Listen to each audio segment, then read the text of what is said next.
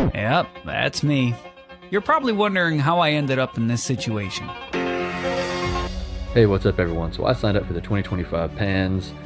This is coming off of last year. I had the 2 arm surgeries, one in February, one in September. I'm about 6 months out of the surgery September. I got to go coach one of my students, Olivia, who had a very tall order, to say the least, in the first round, her first time at the PANS, but she did really well.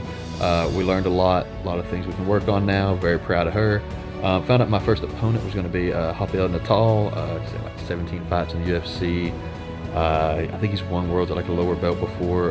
Just very competitive. He mainly does the big tournaments under Henzo and Draculino. He's trained with both of them. So we get tied up here.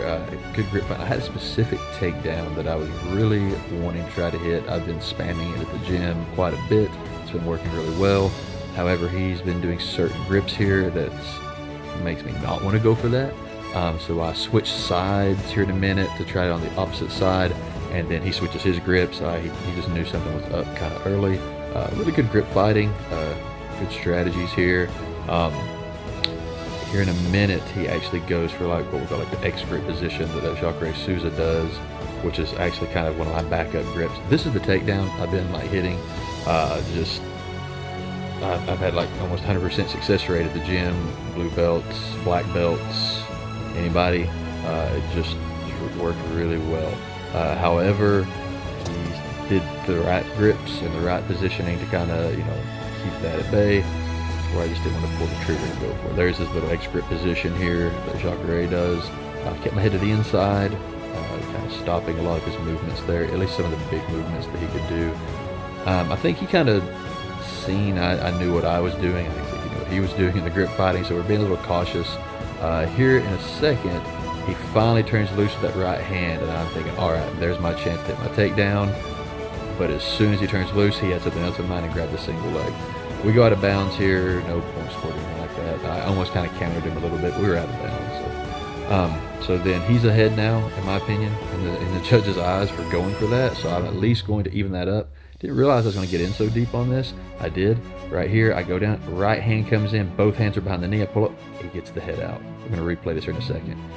I go down here for the sweep single, get, in the knee pit here. When I come up, the right hand comes off the collar, comes to the knee pit. You see my hand go here. As soon as he starts to come up, though, he does a good move here. He leans back and pops my head to the outside, trying to go for a jam here. Okay, this is another reason I've had some issues here. Unfortunately, 2 weeks before the competition, that happened. So when he pulled this out, watch my right leg, I go up for this claw position to do a lift, and a little wobbly there, and wasn't feeling it.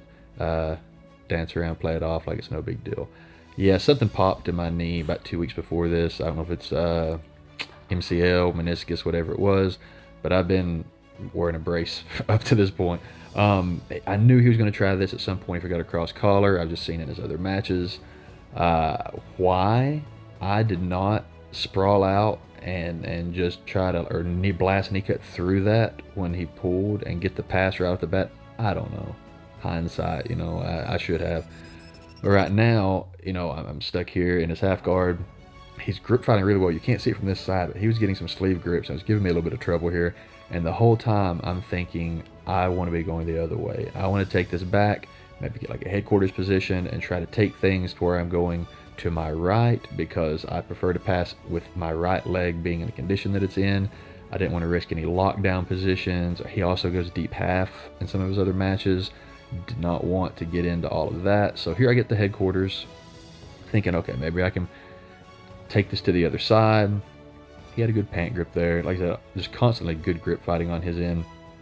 And then I make a mistake here and let him come up. And then it's exactly what I didn't want to happen. He grabs that leg, spins under for the deep half. I probably should have fought that a little harder, but I was just kind of had my knee in mind on that. Here I go to offset him. I can play some butterfly here and there, but I just try to kind of offset him here. And if you watch my right leg again when we get here, I'm going to try to maybe point for like a triangle, and we'll plot or something like that right here. But he reaches out, gets the leg before I can get it through.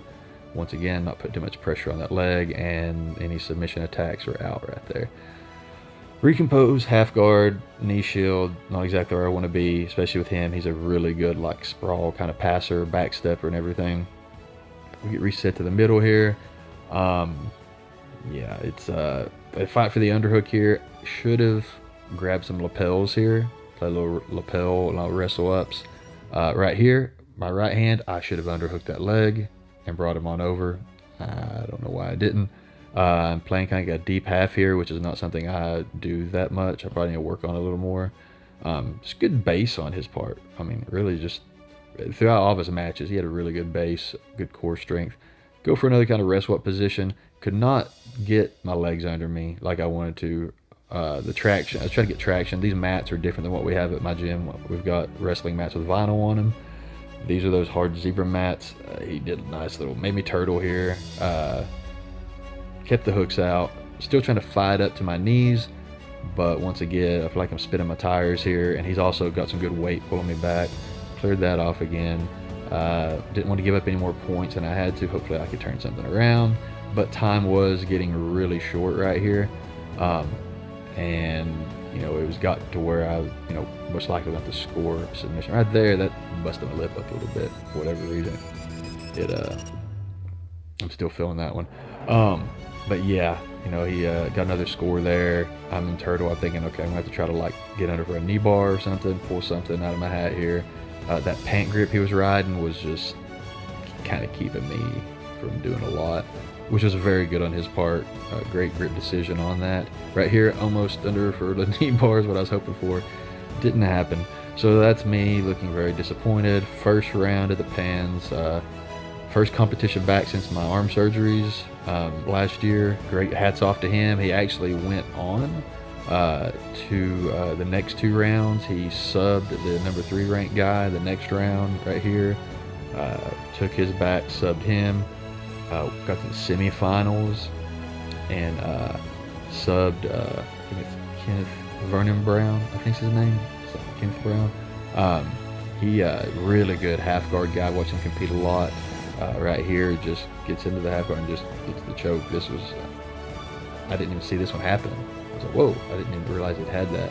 Got that one. Then he makes it to the finals against the number 1 seeded guy. I think he won last year.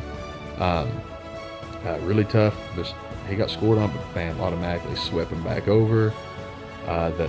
You know, just picking up. You know, they didn't give him an advantage for that. I kind of think they should have. They took it back. They got a little scrappy here. Both of them super tough guys, but it came down here to the final seconds, and the decision went to Rafael.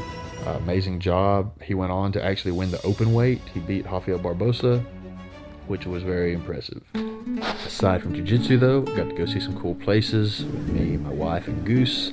Got to take him to the beach for his first time to see the ocean. We found a dog-friendly beach just a little bit outside of Cocoa Beach. We had a blast out there, made some new friends. Just, it's always fun taking in places.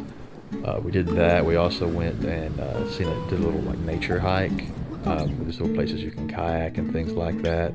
Seen some local wildlife floating down the water, and then had a long trip back home from Orlando because that traffic is terrible. But we had a great time, good experience. Looking forward to going back next year.